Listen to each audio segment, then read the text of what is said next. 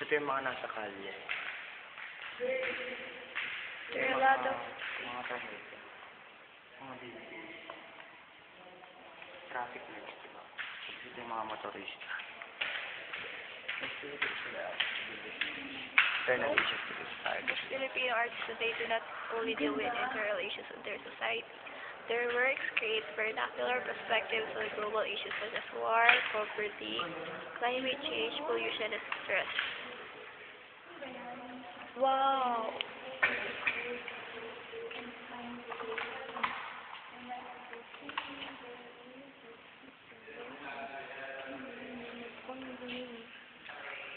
Ang cute.